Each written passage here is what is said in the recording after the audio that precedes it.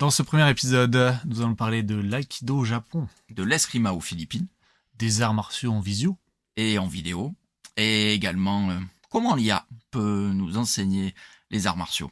C'est ce qu'on va voir dans ce premier épisode. Allez, c'est parti, jingle. Your kung fu is pretty good. You're gonna pay.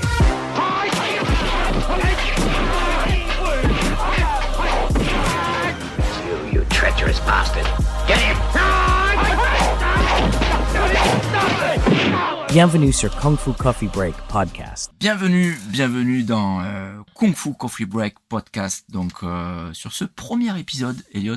Oui, le number one, le number one, le premier, qui sera sûr. peut-être pas génial. En fait. Non, bah, ça commence, tu le vends bien en tout cas, c'est bien. Ouais, c'est vrai.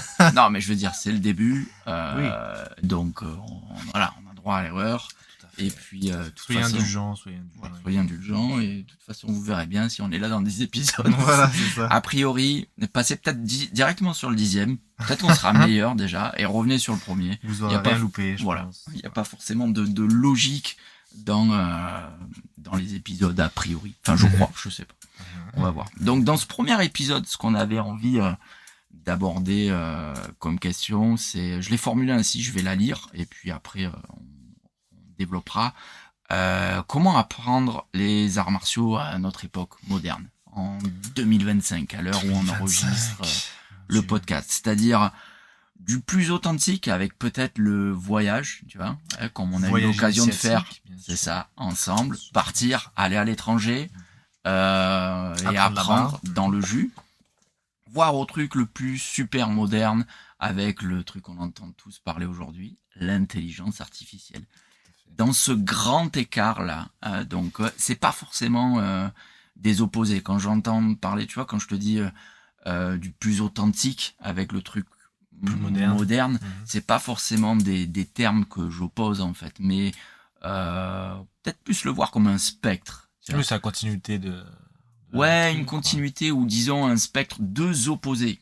Pas opposés, mais deux opposés. C'est pas opposé, mais Non, deux c'est pas opposé, mais opposés. deux extrémités. Tu vois. Bon, ok, d'accord. Où on aurait dans un sens le truc le plus authentique qui soit, Ouais, c'est-à-dire tu vas dans le pays, a priori on va plutôt parler d'arts martiaux asiatiques, parce que si on parle d'arts martiaux style européen, boxe française, bon on est chez nous, hein, donc Ouais. ça n'a pas tellement de sens. Mais je veux dire, si on parle d'arts martiaux asiatiques, qu'est-ce qu'il y a de plus authentique de partir là-bas, au Japon, en Chine, aux Philippines, en Thaïlande, rencontrer des gens, s'entraîner chez eux, dans leur salle, dans leur camp, apprendre leur langue. Enfin, je vois pas ce qu'il peut avoir de plus authentique que ça. Tu vois. Bah non, parce qu'on se déplace là-bas, quoi. On va à la source, entre guillemets. C'est ça. Ou à moins qu'on fasse venir la source chez nous. C'est plus cher. Enfin, quoique. Quoique. Je ne Quoique. sais pas. Mais voilà. En tout cas, aller là-bas, tu vois, Ouais. t'as le tout. T'as tous les sens qui sont en éveil, quoi. Tu vois, t'as le son, les C'est odeurs, ouais, c'est tout. Et à l'opposé du spectre, ce qui est en train d'arriver, l'intelligence artificielle. Je sais pas. Donc un grand point d'interrogation. Ouais, On va essayer d'en parler pour voir un peu, puisqu'a priori, on te dit que l'intelligence artificielle peut être partout. Est-ce qu'elle peut être aussi dans les arts martiaux? Tu vois, j'ai des élèves qui commencent à s'y mettre dans l'intelligence artificielle et voilà comment ça peut nous aider. Donc on va essayer d'en. Et ton clone et toi et ton... Ouais, pas encore. Ouais, pas encore. Alors, on va essayer d'en parler, quoi. Voilà, c'est un peu l'idée de ce premier épisode. Donc, ouais, l'idée du voyage, aller en Asie, apprendre les arts martiaux, en fait, c'est quelque chose qui est assez populaire, je dirais, ces dernières années sur le C'est net. vrai. Alors, c'est pas forcément pour... enfin, c'est populaire, oui, parce qu'il y a la culture nippone, etc., entre autres, qui fonctionne beaucoup, quand même. Ouais, c'est vrai. Ouais. Auprès des 20-30 ans, c'est quand même une dinguerie. Tout ce qui est manga, K-pop, ouais, c'est ça, ouais. La K-pop, La ouais, K-pop, la culture la K-pop, coréenne, ouais. mon Dieu, Ouais. la K-pop. Alors, je vois que t'es pas trop K-pop. Bah, pas trop. Moi non plus. Non.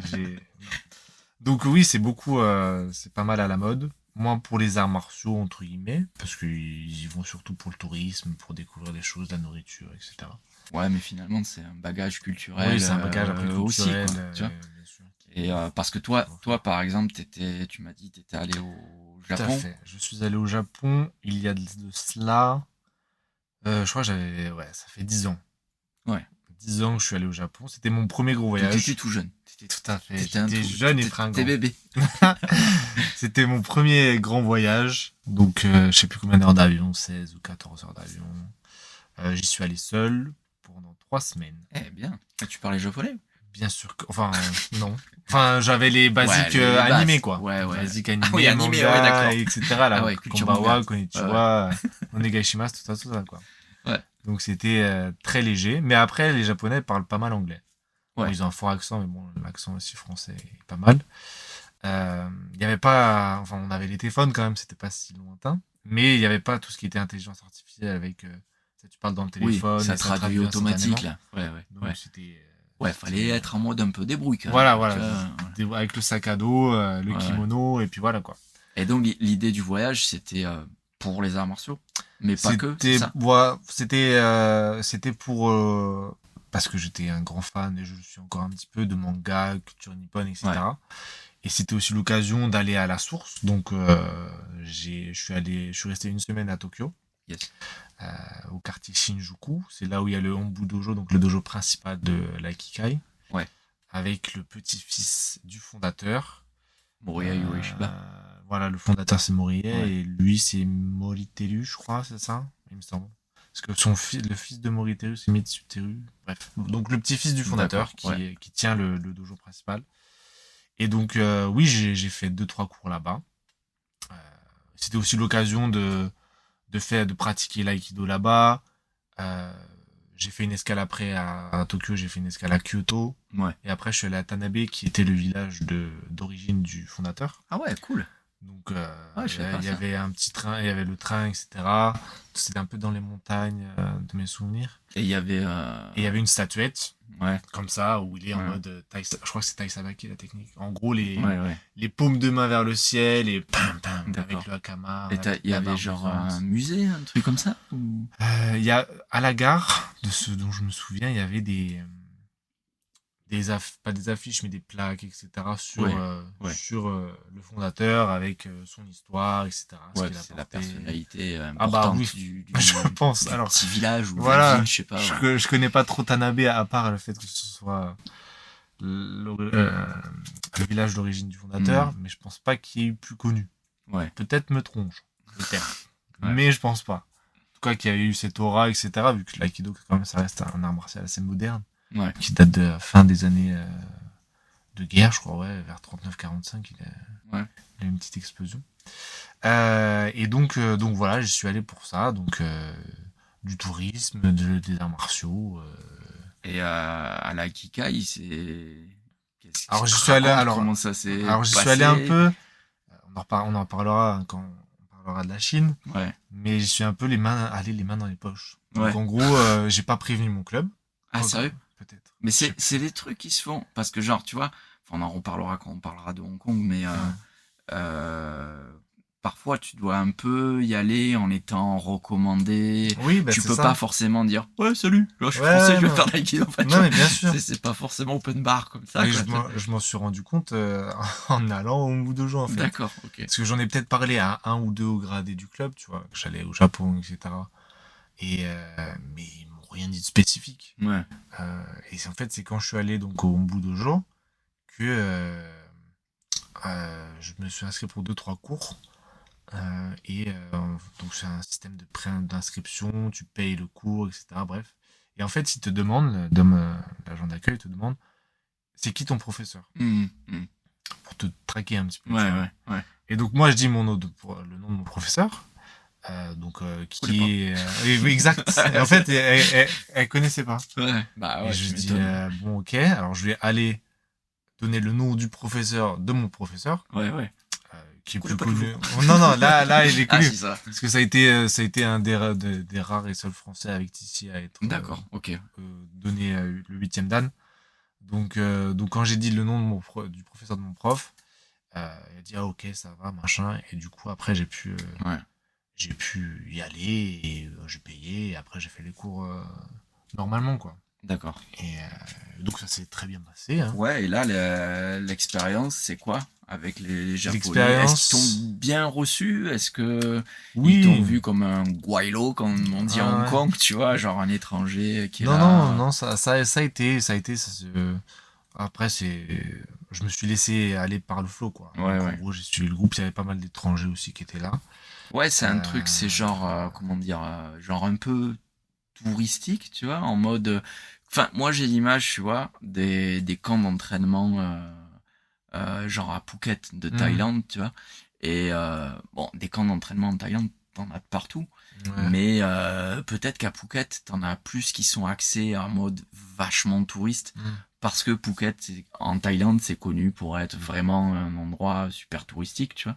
Donc, est-ce que ça fait un peu ça, où tu as un peu l'usine à accueillir, authenticité, ou juste c'est là Non, tu fais un peu... Ouais. C'était vraiment très... c'est pas, t'es dans la rue, sur le trottoir, etc.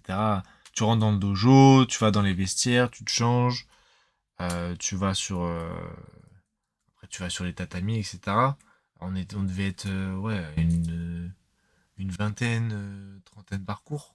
Ouais. Et donc, il y avait des Européens, il y avait des Japonais. Et voilà, après, l'ambiance était... Alors, la différence principale, c'est que les Japonais ne parlent pas. C'est que nous, enfin, les Européens, on aime bien parler, expliquer. Ouais. Tu fais ça, ça, pourquoi? Parce que... Et puis, t'en as toujours un, de toute façon, qui est là même pour dire pourquoi tu fais ça, pourquoi tu fais ça, etc. Donc voilà. Mais les Japonais, en tout cas... Tu veux dire les élèves? Ah non, mais le prof. Ouais, ah oui, ça parle pas. Ouais. La similarité, c'est que quand je faisais les cours d'aïkido, ils te montraient la technique 3 fois. Ouais. Et après, bon, il y a des questions, etc. Il y a des questions, et voilà, après on enchaîne. Là, ils te montrent la technique 3 fois. Et après, hop, c'est parti, on y va. Tu fais, ouais. Et après, tu fais machin, etc. Donc j'ai eu la chance de faire un cours avec le petit-fils du fondateur, qui m'a parlé en français. Oh, allez. Il parle français. Ouais. Cool. Il m'a demandé d'où tu viens, etc. Je dis de France. Il dit bonjour, ça va. Aïe, j'étais refait. donc j'étais très content. Et après, bon, la pratique s'est bien passée. J'étais assez ferme. Je me souviens m'être bien fait une bonne clé de bras par une petite japonaise, bien sympathique. Mais après, non, c'était bonne ambiance. Ils sont là pour t'aider. Est-ce que tu as ressenti un truc qui serait, par exemple, dans le dojo que tu avais l'habitude de côtoyer en France, à Marseille, tu en as fait ça? Non, c'était dans le nord de la France. Dans le nord de la France, d'accord. Est-ce que tu as ressenti quelque chose qui serait complètement différent, tu vois, en termes d'ambiance ou de culture, ou des choses qui parfois, moi, ce qui m'agace, par exemple, dans les arts martiaux, alors pas partout, mais c'est quand les Français sont plus japonais que les Japonais. Tu vois, ou quand on est plus chinois que les Chinois, et où des fois on rajoute des trucs juste pour faire plus asiate, alors que quand tu es dans ces pays-là, tu te rends compte que la plupart du temps c'est juste des gens normaux, tu vois, qui sont juste super badass dans ce qu'ils font. Enfin, il y a de tout, bien sûr, mais je veux dire, et tout un folklore parfois qu'on rajoute qui moi m'agace énormément, quoi, tu vois. Est-ce que tu as vraiment ressenti des différences à ce niveau-là, ou est-ce que tu vivais en France finalement? Non, c'était assez similaire, honnêtement, même que ce soit l'échauffement, le salut, la démonstration des techniques, ça restait vraiment similaire à ce que je faisais en France. C'est vraiment juste l'ambiance, le respect des professeurs, il y en a aussi en France, mais c'est vraiment très cadré, très carré. Enfin, c'est des Japonais, quoi. Ouais, à la japonaise. Voilà, à la japonaise, quoi. Donc là, il n'y a pas de souci là-dessus. Et donc j'ai fait un cours avec le petit-fils, j'ai fait un cours avec le fils du petit-fils. Et je sais plus, j'avais fait un cours très très tôt. J'aurais pas dû le faire. En plus, l'été, Japon, c'est un mauvais bail parce qu'il fait très très chaud.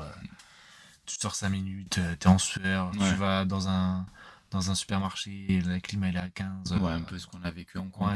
Exactement, c'est exactement pareil. Et donc j'avais fait un cours de 7 à 8. Ouais, le matin, tu veux dire. Le matin, tout à fait. Et je me souviens, à la fin, j'étais KO. Et je crois que j'avais prévu toute une journée après shopping, touriste et tout. J'ai dû rester toute la matinée dans la baignoire. En mode, en mode, j'en pouvais plus, j'avais mal, je me sentais pas bien et tout. Je sais pas ce qu'il m'avait fait.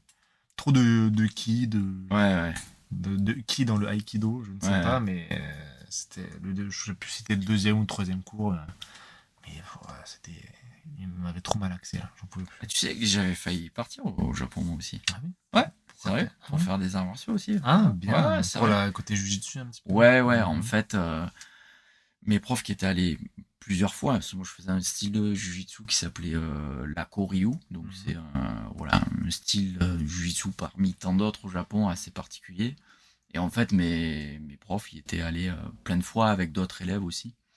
Et se profiler un voyage, tu vois, au Ambu Dojo. Alors, je sais plus exactement où c'était au Japon. Il me semble que c'était à Osaka. Okay. Je me rappelle plus. J'ai pas pensé à regarder avant de faire l'épisode là. Et mais en fait, c'était la période où j'allais devenir ceinture noire. Donc ce qui vaut le coup, moi aussi, je trouve. Ouais, si je fais une petite parenthèse, c'est-à-dire partir, tu vois, à l'étranger pour pratiquer les arts martiaux, être dans le jus, c'est super cool. Mais peut-être que tu en retires davantage un bénéfice quand t'es déjà avancé. Ouais, un pratiquant qui est déjà avancé, parce que bon, c'est super cool si tu vas pour apprendre les bases aussi, tu vois. Mais je trouve que quand même t'as de la bouteille, c'est ouais, tu en retires forcément plus de bénéfices, certainement, tu vois. Et c'était donc l'époque où j'étais en préparation de ma ceinture noire. Mais entre-temps, j'avais déjà commencé le Wing Chun, tu vois. Et en fait, quelque part, je savais que j'allais arrêter, tu vois. Ouais, je m'étais donné comme objectif la ceinture noire, même si on sait que la ceinture noire, c'est pas une finalité en soi dans les arts martiaux. Souvent... Alors, dans le jiu-jitsu brésilien, le curseur est pas tout à fait au même endroit, j'ai l'impression. Ça, tu auras l'occasion d'en parler aussi, mais disons que dans la plupart des arts martiaux, la ceinture noire, ça représente des bases solides, quoi, sur lesquelles... C'est le début, quoi. Enfin, souvent on dit c'est le début. Bon, t'as déjà quand même passé 5-6 ans. Mais ouais, souvent on dit c'est le début, mais sur lequel tu vas pouvoir construire quelque chose de vraiment solide et rentrer en profondeur dans la pratique. Et en fait, voilà, j'étais autour de ça. Et entre-temps, j'avais déjà commencé le Wing Chun, tu vois.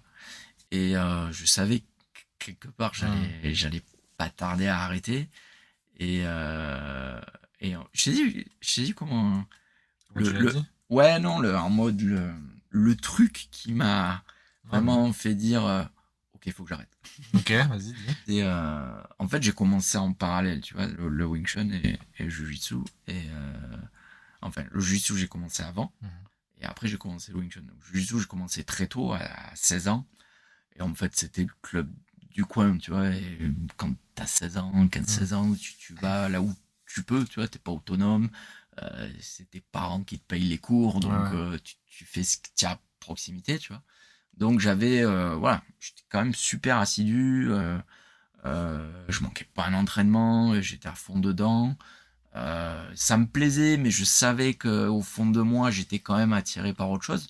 Mais voilà, je savais qu'il y avait des choses à prendre. Mes profs étaient vraiment super sympas, ils donnaient beaucoup, donc envie de rester aussi loyal, tu vois, et de leur faire honneur et d'aller au moins jusqu'à la ceinture noire. Et c'est le passage de la ceinture noire, figure-toi. Ah, ouais, parce que j'ai passé ma... Tu l'as passé ? Ouais, j'ai passé ma ceinture noire, mon premier dan. Et en fait, sur des... donc, ces passages un peu, on va dire, classiques que tu retrouves dans pas mal d'arts martiaux. Donc, t'as des techniques que tu dois montrer, que tu connais à l'avance, que t'as déjà préparé sur des saisies, sur des attaques de coups de poing, de coups de pied combinés.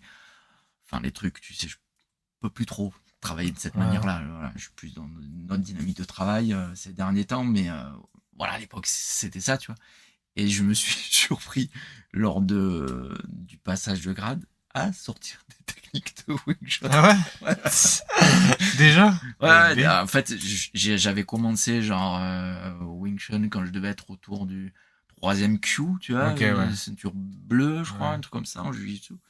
Et arrivé à la ceinture noire, c'était genre 2 ans plus tard, donc avec 2 ans de bagage de Wing Chun déjà, et assez imprégné, tu vois, et vraiment, en fait, j'avais déjà trouvé j'avais vraiment trouvé la pratique qui me plaisait. La preuve, 20 ans plus tard, je suis toujours pratiquant et instructeur, non, mais,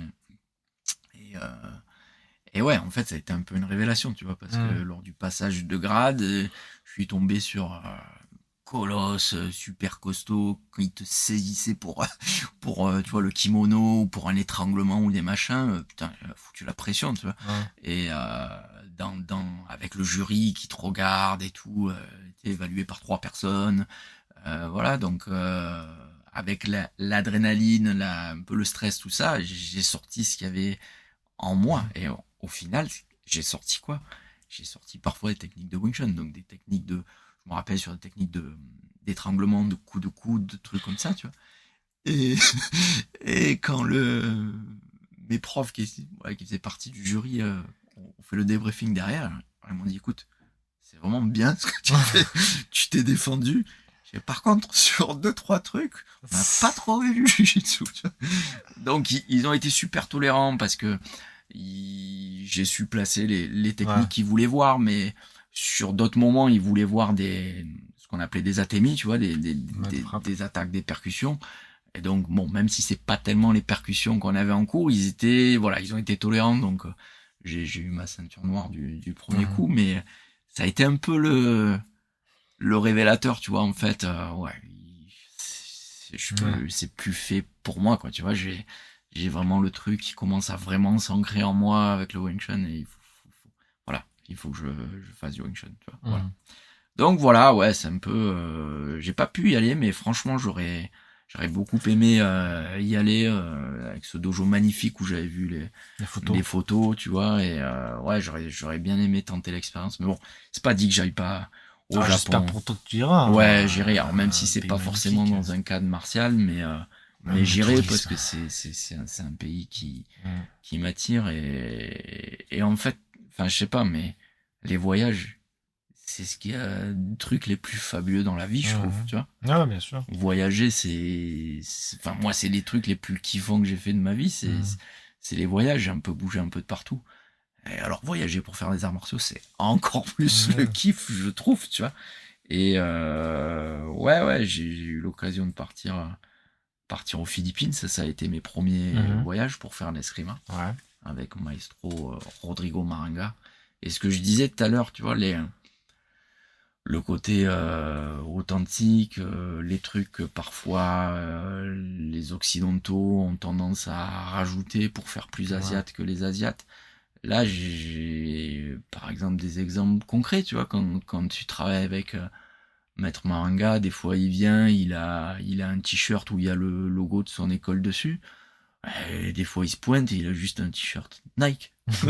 Tu vois, et il n'y a pas forcément de tenue traditionnelle. Bon, après c'est les Philippines, hein, donc faut relativiser. C'est pas, voilà, il n'y a pas un côté très structuré comme ça peut l'être au Japon, moins en Chine, en tout cas à Hong Kong, tu vois. Peut-être pas forcément partout pareil en Chine, mais t'as des trucs, par exemple, on lui avait posé des questions, tu vois, parce que par exemple quand on faisait les cours, tu vois, au début tu avais un salut bref, donc il prenait le bâton. Essentiellement ce que j'ai fait, c'est du combat au bâton, quoi, tu vois. Et il prenait le bâton, il le plaçait à l'horizontale devant lui, et il faisait une simple petite inclinaison de la tête, tu vois, et son salut c'était ça. Tu vois, donc bon, bien sûr on reproduisait. Et on lui avait posé la question, tu sais, en Occident, certains courants d'escrima qui font des saluts un peu plus compliqués, voire ils s'agenouillent et ils mettent le pugno au niveau du cœur après, tu vois, le bout du bâton, là. Et alors peut-être dans certains styles ça a été formalisé comme ça, tu vois. Et lui il nous disait, franchement, Cebu, c'est un peu un centre, tu vois, aux Philippines, c'est où tu as énormément d'écoles d'escrima, tu vois. Mani est un autre centre, mais Cebu c'en est un, tu vois. Et ça, c'est des trucs qui ont été inventés plus tard, peut-être par l'influence d'autres arts martiaux, comme les arts martiaux japonais, où t'as pu avoir des courants d'arts martiaux à philippins, eskrima, à Cebu, où ils ont commencé à mettre des kimonos, par exemple, tu vois. Alors que le kimono c'est japonais, tu vois, a priori le philippin il a pas de kimono, mais sinon non, tu vois, il y a pas forcément tout un truc qu'il y a autour, un folklore. Non, et des fois il y avait même pas de salut. Tu vois, des fois comme ça. Ah ouais, des fois tu commençais comme ça, c'est-à-dire t'étais là, t'étais avec tes potes, et puis des fois t'arrives, il est déjà là. Tu vois, il bouge, il est en train de s'échauffer, de taper sur des pneus. Aux Philippines, le pneu, c'est un peu la matière. Puis tu fais tout avec le pneu. Tu vois, ils font tout avec. C'est un peu la matière première, tu vois. Donc, bien sûr, tu tapes avec ton bâton pour entraîner ta puissance de frappe. Donc, des fois, il était là, tu vois, il arrivait avant nous et il bougeait déjà. Et des fois, on arrivait et lui était pas là, tu vois. Et il arrivait genre un quart d'heure, 20 minutes, une demi-heure plus tard. La relation au temps est un peu différente aussi, tu vois. Et des fois, il y avait même pas de salut, tu vois, parce que s'il arrivait, on était déjà un peu en train de réviser ce qu'il nous avait montré la veille.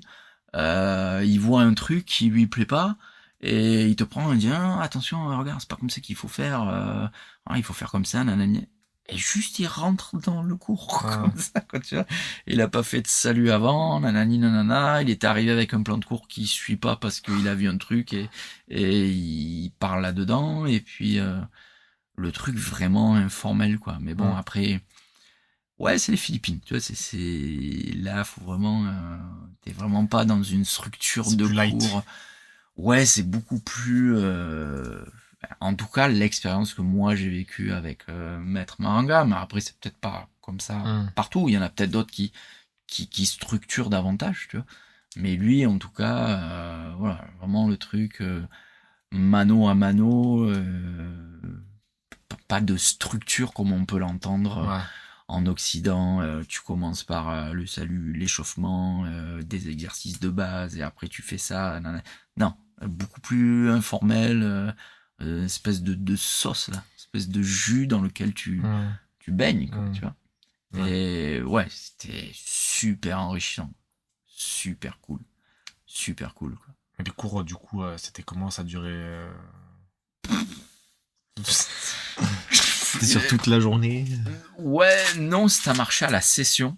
Et en fait, la session a pas forcément de début et pas forcément de fin. En fait, en gros, la session, c'est une demi-journée. Et j'y suis allé plusieurs fois, et la deuxième fois, il y avait... on ne s'entraînait pas au même endroit, et par exemple, lui, il devait prendre un taxi ou des bus pour venir, et des fois, il mettait une demi-heure, 3/4 d'heure, donc des fois, il te disait, je suis là à 9h, mais il arrivait à 10h, tu vois. Donc... ça avait un début quand ça avait un début, ça avait une fin quand ça avait une fin. Franchement, des fois, les entraînements, ils ont duré 2 heures parce qu'il avait un truc à faire derrière, il devait partir, et ok, vous pouvez rester là, profiter de la salle, tu vois. Et des fois, les entraînements, ils se sont arrêtés parce qu'il faisait nuit, parce qu'il y avait plus de lumière, et parce qu'on n'y voyait plus rien, et parce qu'il fallait qu'on s'arrête. Donc, des fois, l'entraînement, il durait 2-3 heures, des fois, il durait 4-5 heures. Vraiment, la notion du temps, rien à voir, quoi, tu vois. Mais bon, ça fait partie, son charme aussi, tu vois, ça fait partie du jeu, et c'est une expérience extraordinaire. C'est un truc de dingue, quoi. Vraiment, j'ai vraiment kiffé faire ça, quoi, tu vois.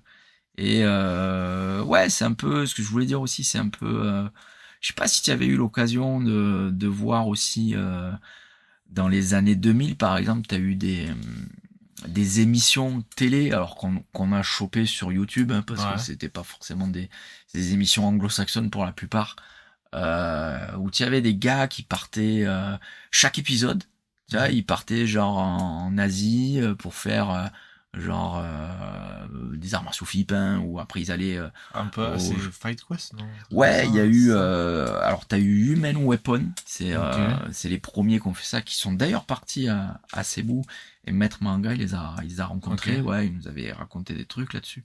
Après t'as eu Fight Quest, et Fight Quest aussi c'est fin des années 2000, et je sais pas si tu l'as vu, celui où tu as notamment Wing Chun à Hong Kong. Ouais, j'ai vu. Ouais, t'as tout un épisode, t'as Sifu Alex qui en avait parlé dans un podcast, c'est celui qui a un peu organisé le truc, et où tu as le délire, c'était deux gars, deux potes là, oui, c'est ça, qui viennent, et je crois qu'il y en a un qui était pratiquant de MMA. Oui, ouais, c'est ça. Alors, je sais pas si c'était de MMA ou quoi, mais c'était, oui, il faisait du sport de combat, etc. Et donc, les deux, ouais, ça pratiqué. Et sur cet épisode-là, il y en a un qui était allé voir Lang Ting, donc le Sifu, le maître de notre lignée, quoi, qu'on pratique à Marseille. Et un autre gars qui était allé voir Sifu Kong Shi Kong, donc ou je le dis mal, Kong Shi Kong, je crois. Et le truc, c'était qu'à la fin, ils s'entraînent une semaine de leur côté, qu'ils se voient pour faire une espèce de fight là. Ouais, c'était fun, tu vois. Et aussi dans ce délire-là de donner envie aux gens de partir, de voyager et de découvrir les arts martiaux comme ça, c'était pas mal sympa. Ce que j'ai beaucoup aimé aussi, c'est Kung Fu Quest. Je sais pas si tu as eu l'occasion de voir. Ils ont fait 1 ou 2 saisons, et c'est que sur des styles de Kung Fu. C'est pas là, il y en a pas lui, un mec qui a appris le Wing Chun un peu serpent, un truc comme ça. Je sais pas si c'est dans ce... Ça me dit rien, mais t'as eu un épisode sur... Enfin, il y en a eu plein, mais t'as eu sur le Baiji, sur le Tanglang, et t'en as un sur la grue blanche du Fujian, qui est a priori un peu les ancêtres du Wing Chun, tu vois. Et ouais, il était super intéressant celui-là, parce que axé Kung Fu, tu vois, axé style de Kung Fu, et c'était pas mal intéressant. J'ai trouvé super bien cela. Et après, finalement, je pense qu'avec l'essor de YouTube, ces émissions-là, elles ont un peu disparu, tu vois. J'en ai retrouvé sur Netflix. Ah ouais? Ouais, sur Netflix, il y a eu un truc là, je sais plus comment ça s'appelait. C'était super intéressant aussi. C'était un mec qui partait, alors pour le coup, à des endroits qu'on n'avait jamais trop vus. Genre un épisode entier d'1 heure sur la lutte sénégalaise, je crois. Tiens. Ouais. C'est pas un français, ça? Non, parce que je l'ai écouté en VO, sous-titré. Non, je pense pas que c'était français. Bah après, il y a peut-être eu d'autres trucs. Il y a, maintenant que t'en parles, il y a un mec, un français qui a fait Koh-Lanta. Oh. Et j'ai vu... non, c'est pas non, c'est pas lui. Non, c'est pas Moundir.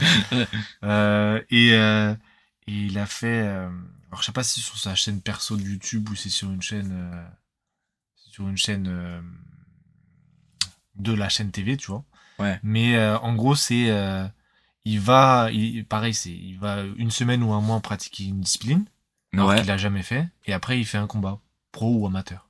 Ah ouais, ok, bien. Et donc il a fait, j'ai dû voir 1 ou 2 épisodes sur 2 disciplines différentes. T'avais le Muay Thai, et t'avais la lutte sénégalaise. Ah ouais, ok, d'accord. Ouais. Ok. Et donc j'ai trouvé ça super, parce que le mec physiquement il est pas spécialement impressionnant, tu vois. Ouais. Je crois qu'il fait un peu de course à pied, ce genre de truc. Mais c'est un pratiquant d'arts martiaux à la base ou pas? Pas spécialement. Ah, pas spécialement. Non, okay, il découvre, il découvre le truc de Muay Thai et tous les camps d'entraînement, le jogging, le machin, les coups sur les abdos, bref, il souffre un peu, quoi. D'accord. Et c'était super, super bien. Je sais plus c'est quoi le nom du mec, mais... Ok. Voilà. Et là, je sais pas si tu as vu aussi, enfin, on en a parlé, mais je sais pas si tu suis, mais tu vois, plus récemment, en fait, ces genres d'émissions, elles ont un peu basculé sur YouTube. Et ce que j'avais vachement apprécié, moi, ou je suis toujours d'ailleurs, c'est des gars qui font genre des vlogs, tu vois, sur leur délire dans les arts martiaux. Là, je suis une nana dernièrement, par exemple, qui fait ça sur Instagram, tu vois. Donc elle fait même pas sur YouTube, mais elle a switché carrément sur Instagram, où elle propose, elle va dans un pays, elle découvre des arts martiaux, et t'as un gars que j'adore, c'est Jesse Incam, par exemple. Toi, tu connais Jesse? Voilà, alors pour le coup, c'est du karaté. C'est pas forcément, enfin, j'en ai fait un peu, mais Mais je vais même pas en parler, je n'en ai pas fait tant que ça, tu vois, j'ai jamais passé de ceinture, juste l'initiation quand j'étais à la fac. Quand j'étais à la fac, c'était... Ça se karaté. Ouais, non, en fait, quand j'étais à la fac, t'avais l'opportunité de pratiquer les sports que tu voulais, tu vois, Ouais. pour rien, parce que c'est la fac, tu vois, c'est dans ton cursus universitaire, donc c'est quasiment gratuit. Et j'ai fait tous les arts martiaux que j'ai pu faire. Donc c'est là où j'ai fait du karaté, j'ai fait de l'aïkido, j'ai fait de la boxe française aussi. Et c'était super cool. C'est super cool parce qu'il y avait plein de gars comme moi qui venaient déjà des arts martiaux. Et on se réunissait tous là. Et notamment dans le pied-point. Et tu sentais qu'il y avait que des mecs qui avaient bougé à droite, à gauche. Et on faisait du sparring ensemble. C'était super. Franchement, c'était trop cool. Et ouais, pour le coup, Jesse Camp, j'adore. Tiens. Ouais, c'est très bien. Parce que même si je suis pas pratiquant de karaté, mais les premiers vlogs qu'il a fait, alors pas forcément de super bonne qualité en termes de matos, de son, quoi, mais putain, c'était super à voir. Tu vois. Le mec, il va au Okinawa, il va de dojo en dojo, il rencontre il va dans le jus, quoi, tu vois, là où c'est né, et il te fait partager ça, et enfin, j'ai trouvé ça génial, quoi, tu vois, et t'as aussi, comment il s'appelle, je l'ai marqué pour pas écorcher le nom, mais t'as Monkey Steals Peach.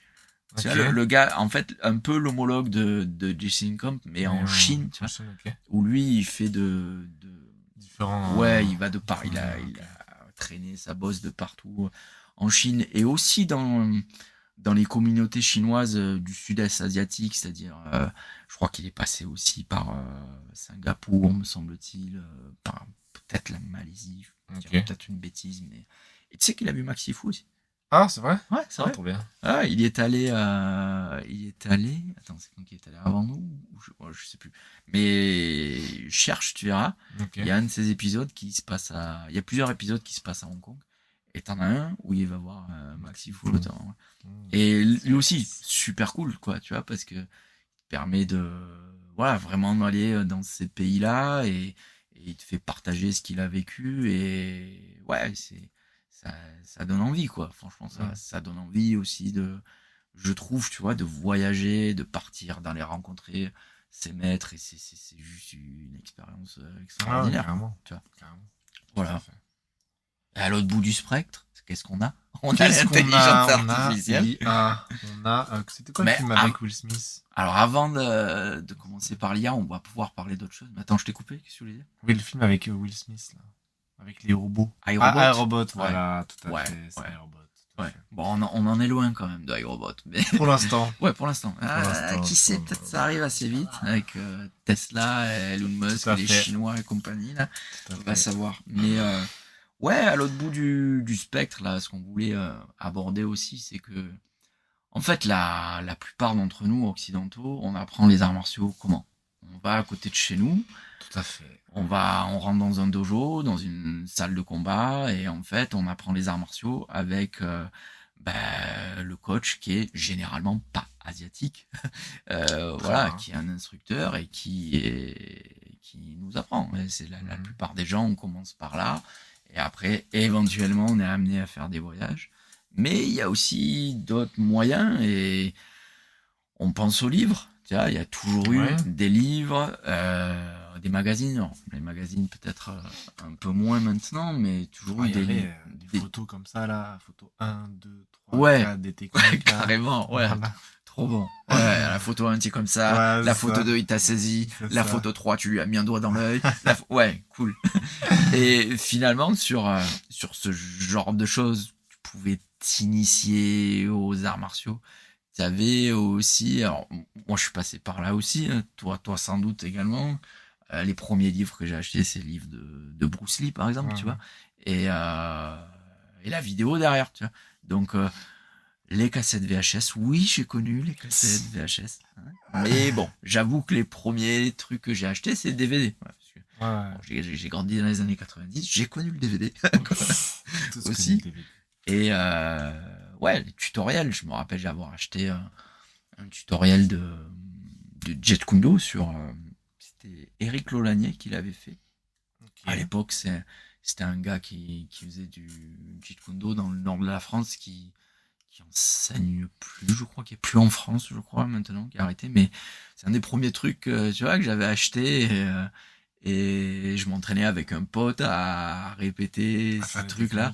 On peut pas dire que c'est de l'enseignement des arts martiaux, mais quelque part, tu vois, la vidéo, ça, c'est un premier, je pense, outil qui a permis quelque part avec le livre, mais après la vidéo, tu vois, qui a permis c'est évolution logique, oui. Ouais, de compléter un peu l'enseignement. Et puis, je trouve que la vidéo, en termes de support d'enseignement, a pris un essor extraordinaire pendant la pandémie, quoi. Ah ouais, pandémie. Ouais, parce que... Tout à fait, bah, avec la pandémie, la vidéo, le truc à distance... ça a explosé. Ouais, bah ouais. Il y avait que ça, de toute façon. Il y avait que ça. On l'a fait aussi. On l'a fait. On l'a fait, je m'y suis prêté au jeu. C'est vous qui m'avez poussé, tu vois, les élèves, parce que j'étais pas forcément pour. Enfin, moi, je suis quelqu'un qui a besoin de contact, tu vois, de contact physique. Et bon, oui, je baigne dans la culture des arts martiaux tout le temps, mais de là à apprendre dans les arts martiaux, avec une vidéo, j'ai dû m'y mettre, tu vois. Pendant la pandémie, je me rappelle, je faisais ça sur ma terrasse. Oui. Je faisais ça sur ma terrasse, en plein hiver. Il faisait froid, mine de rien, parfois, tu vois. Et ouais, c'était une demande, c'est histoire de garder aussi le lien avec les élèves. Et mine de rien, ça m'a obligé à repenser un peu ta façon d'enseigner. Comment tu dois faire les cours, parce que enseigner le chi, ça, en vidéo, tu vois, c'était pas possible. Donc on a fait davantage, par exemple, des sessions Zoom ou des drills dans le vide. Des drills dans le vide ou dans les formes, tu vois. Focus peut-être sur les formes, regarder la précision, nanani, nana. Côté un peu plus théorique aussi, tu vois, ça. Côté aussi peut-être un peu plus renforcement musculaire, stretching, ce genre de choses que sur lesquelles j'insistais peut-être pas trop en cours, parce que voilà, t'as un partenaire, tu veux davantage travailler plus dans la technique ou dans la confrontation, mode sparring et tout. Mais là, pour le coup, comme t'es seul, tu peux davantage regarder un peu plus sur le conditionnement, tu vois.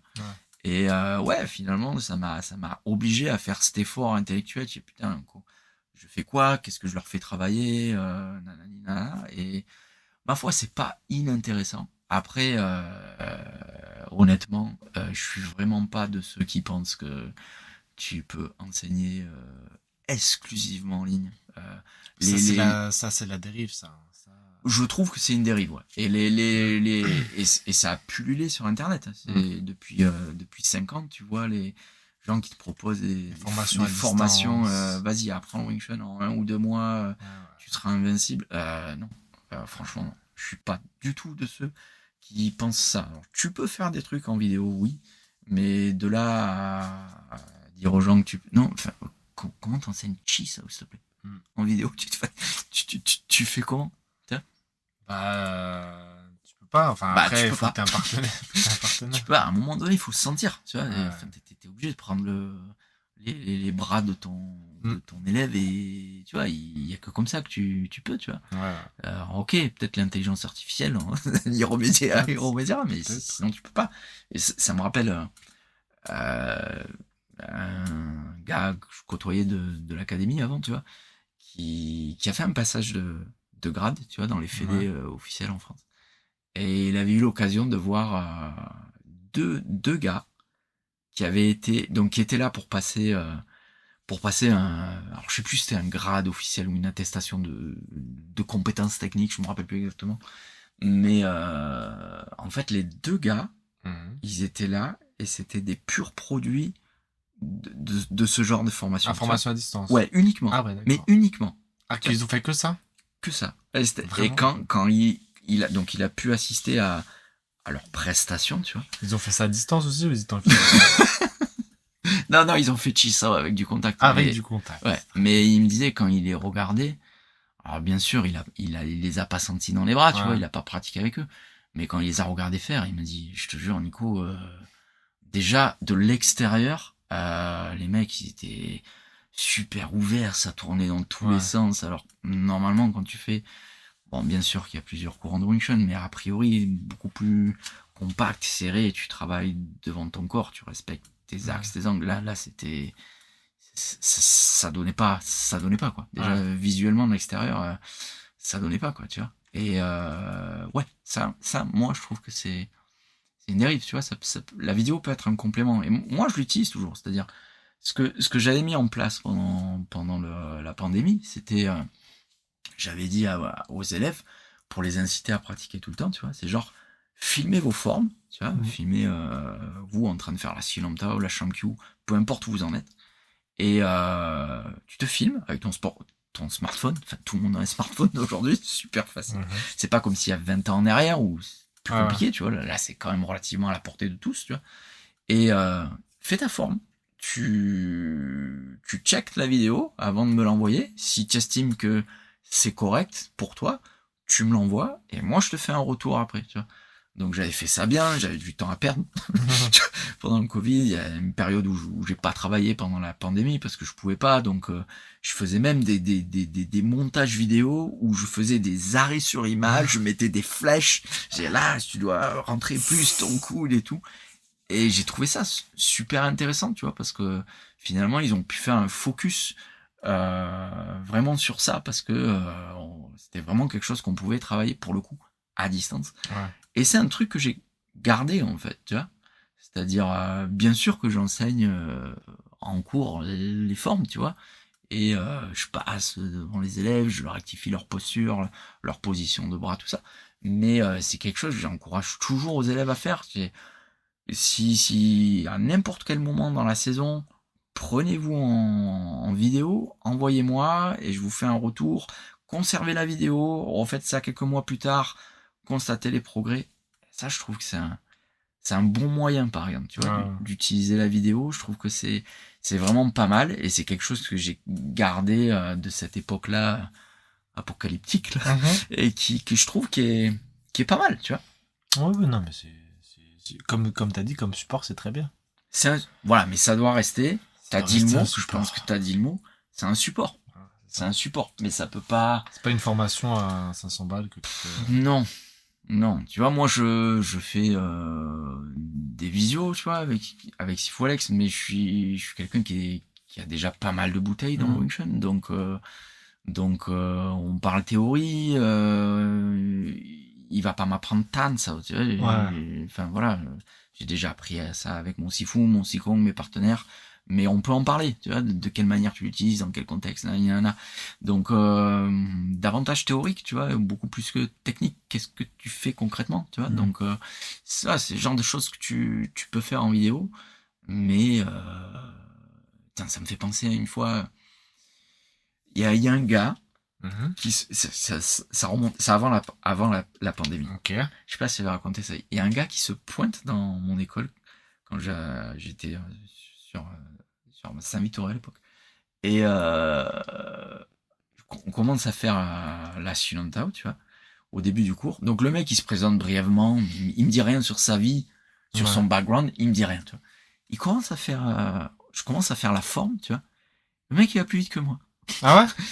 Le mec il va plus vite que moi, c'est-à-dire il va plus, il est toujours un mouvement de plus loin que moi, alors qu'il est censé jamais avoir fait de Wing Chun, qu'il est censé pas connaître, tu vois, il doit reproduire mes gestes et pas aller plus vite que moi. Et à un moment donné, je le prends dans le party pendant le cours, tu vois, et je lui dis, j'ai fait, mais t'as déjà appris le Wing Chun, me dis pas t'en as pas fait. Il me fait, non, je te jure, j'en ai pas fait. Je fais, comment tu connais les mouvements à l'avance? Soit je suis tombé sur un génie, tu vois, soit le mec il ment, ou il y a un truc, tu vois. Et en fait, il finit par me dire, ouais, en fait, j'ai appris la Silentao avec Ip Chun. Ah, ouais, carrément, tu vois.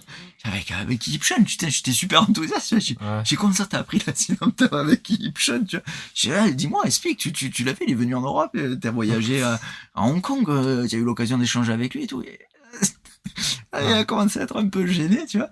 Il me fait, non, en fait, ouais, c'est Ip Chun, mais en fait, c'est une vidéo sur YouTube. Le mec, il me sort ça, et je suis je suis tombé de mon nuage, tu vois, et je pensais qu'il allait me donner des anecdotes sympas. Ouais. Non, en fait, le mec, il avait appris la forme sur YouTube avant de venir à mon cours, tu vois. Et non. Tu vois, non. Ah, il s'était préparé, il voulait faire bonne impression. Ouais, quelque part peut-être. Ça partait d'une bonne intention, mais non, quoi. Enfin, tu vois, c'est... Ouais, je suis tombé de mon nuage ce jour-là, tu vois. Et... Tu m'étonnes. Voilà, donc ça, c'est des trucs avec lesquels j'ai un peu de mal, quoi, tu vois. Ouais, je bien suis sûr. plus dans... Enfin, moi, quand j'ai commencé les arts martiaux, YouTube n'existait pas. Tu vois. Quand même, t'as commencé en Non, 2000. non, YouTube. Si. Non, C'est- j'ai commencé en 2004. Les arts martiaux. YouTube. Non, YouTube, c'est 2008. Ah ouais? Ouais. C'est pas avant? Ah, moi, quand j'ai commencé Wing Chun, j'avais vu 2 photos de Bruce Lee et Ip Man en train de faire Chisao, mais je sais pas à quoi ça ressemblait, quoi, tu vois. Ah ouais. Donc non, je fais partie de cette génération. Je suis né pendant la guerre froide, monsieur. Oh putain. Alors, pas au début de la guerre froide, faut pas déconner. Donc t'as connu Ip Man alors? Non, j'ai pas connu. Du coup, forcément. Mais non, ouais, j'ai eu mon entrée dans les arts martiaux, elle est plutôt, on va dire classique, tu vois. Ouais, bien sûr. Voilà, j'ai été attiré par le Wing Chun parce que j'avais lu des trucs dessus, parce que je savais que c'était l'art martial de base de Bruce Lee. Mais concrètement, ce qu'on faisait, à part la description que j'avais lue dans les magazines à l'époque, Karaté Bushido, Ceinture Noire, et ce qu'en avait écrit Bruce Lee, Wing Chun, pour moi, c'était complètement inconnu, tu vois. Ouais. Donc maintenant, les gens qui viennent, ils ont déjà une idée, ils rentrent dans n'importe quel art martial que ce soit, ils sont déjà allés sur YouTube. Oui, ils savent ce que c'est. Voilà. Ils se sont renseignés, quoi. Ils ont déjà une idée sur ce que c'est, tu vois. Et à cette époque, non, c'était pas aussi si évident que ça, quoi. Tu vois. Donc ouais, la vidéo, et si on continue un peu dans le futur, dans le spectre, en mode Matrix, du coup. Ouais, ouais, la visio quelque part, c'est dans la continuité de la vidéo, mais la visio peut exister qu'avec Internet, tu vois, quelque part. Et là, maintenant, c'est pas que Internet, c'est a priori, c'est l'intelligence artificielle. Donc, comment tu vois, toi, ça? Comment l'intelligence artificielle, qui est pas encore là dans nos dojos, dans nos mogun, comme on dirait dans les arts martiaux chinois, pourrait arriver et changer peut-être dans un futur plus ou moins proche notre pratique? Bah, disons qu'il y a plusieurs formes, hein. Ça peut être juste une voix, ça peut être un robot, ça peut être un demi qui bouge, ça peut être non, ça peut être plein de choses après à voir. Mais en fait, ce qui me comment dire, c'est pas ce qui m'inquiète, mais en gros, c'est dans 20-25 ans, l'IA, ce sera dans les dojos, ce sera dans les... Je pense, ouais. Que ce soit même dans les trucs au niveau du corps. Comment ton corps il réagit à ça. Ouais. Dans la biomécanique. Ouais. Tu vois, un truc qui dit au niveau de tes muscles, tes nerfs, machin et tout, comment te faire comprendre comment ta biomécanique elle marche encore plus. Et comment la rendre encore plus optimale, tu vois. Ouais. Ton tas tu le fais là, le bon que tu le fais là, va peut-être, hop, là c'est mieux là pour ton corps, ta propre biomécanique à toi. Parce que forcément, chacun a sa forme, etc. Parce que le corps est différent pour chacun. Alors après, moi je vois pas, enfin, j'adore Terminator. J'adore la science-fiction de manière générale, mais je vois pas forcément d'un côté super péjoratif, enfin, pas péjoratif, mais pessimiste, tiens.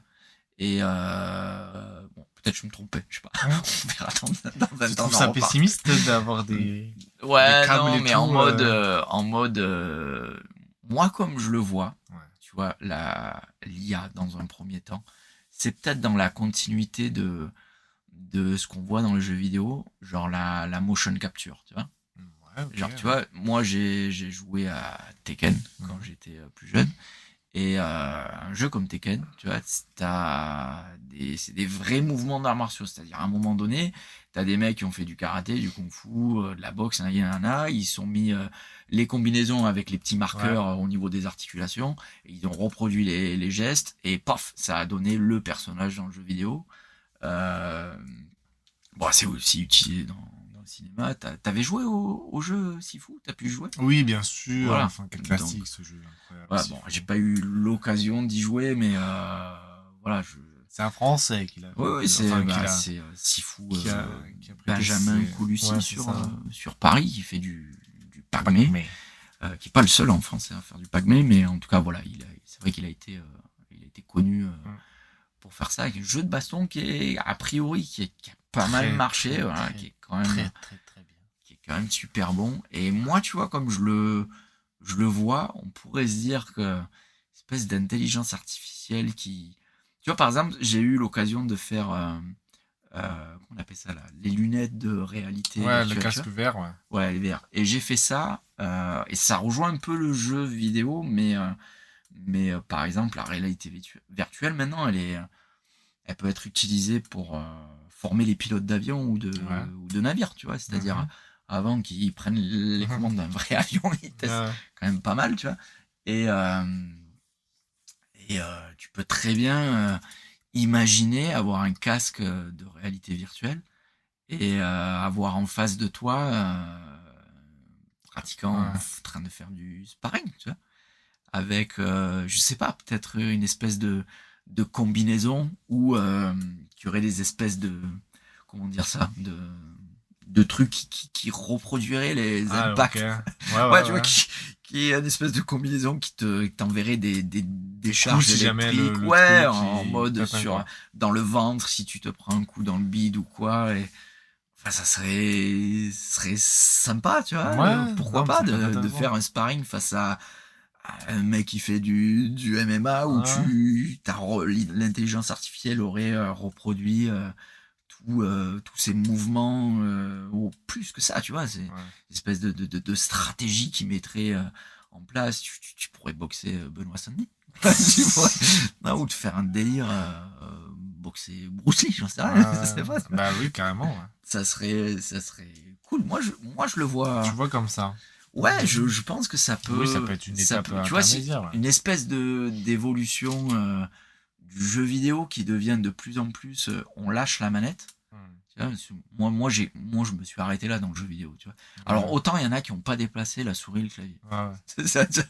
Non, moi je suis quand même génération manette. Tu vois. Mais autant maintenant, la manette parfois elle commence à disparaître au profit de ces casques de réalité virtuelle, d'espèces de capteurs que tu mets sur ton corps pour être plus en immersion, tu vois. Et quelque part, la frontière entre le jeu vidéo, tu vois, c'est-à-dire le truc vraiment ludique, récréatif, et la simulation, genre vraiment dans le monde industriel, finalement c'est la même technologie, tu vois, la technologie du jeu vidéo et une simulation de tableau de bord d'un avion, finalement c'est pareil, tu vois. Et moi je peux le voir comme ça, tu vois, cette espèce de transition dans nos salles dans 10-20 ans. Et je pense que ça peut être une expérience intéressante. Ouais. Après, donc t'aménagerais un espace réalité virtuelle, genre. Non, je sais pas, mais genre en prolongation à ta maison, tu vois. Genre, je pourrais continuer à en face du mannequin de bois, tu mets le truc comme ça. Non, mais continuer à faire mal à tes élèves, non pas en cours, mais à la maison. Mais ça pourrait être une première approche de l'intelligence artificielle, je pense. Sinon, honnêtement, là, je vois pas trop. Oui, ça peut être un bon truc. Entre ce que j'ai dit et ce que tu dis, c'est plutôt avant, du coup. Moi, c'est vraiment beaucoup plus évolué. Mais même, je pense, de toute façon, qu'on partira sur des trucs avec même juste les lunettes ou des petites puces, etc. Et après, tu peux dire ok, Google, machin, hop, ça fait ça. Tu me mets dans un dojo, hop, t'as le dojo qui se matérialise et tout. Et après, tu fais ça. Et dans 50 ans, on arrive avec le mec qui est branché d'IA partout dans son corps. Ça, exactement. Qui a des puces implantées, qui est connecté déjà à Internet. Et il va te mettre la race. Peut-être dans 50 ou même 100 ans, à mon avis, le gars en question, je pense qu'il bougera même plus. Ouais, Et Matrice. voilà, son esprit va là et il fait tout ce qu'il veut. Je connais le Winchester. Oui, je connais. Il a uploadé le machin et il arrive. Toi, t'as 40 ans de pratique et il met la race. Et là, c'est la fin. Il a tout vu. Il connaît tout, il a tout vu. Bon, Elliot, on a fait le tour. Tout à fait, mais je pense. Ouais. On va aborder pas mal de trucs, c'est très bien. Hein. Allez. Bravo à tous. On s'arrête là. Merci d'avoir écouté ce premier épisode de Kung Fu Coffee Break Podcast. On vous invite à liker, à commenter et à partager. Bien sûr, partager. Des gros j'aime. Et on se retrouve bientôt pour un prochain épisode. Salut. I'm certain I can beat you.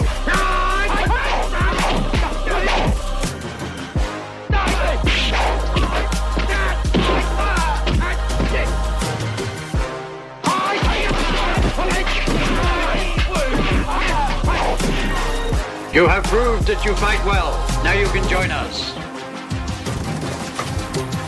À bientôt pour un prochain épisode de Kung Fu Coffee Break Podcast.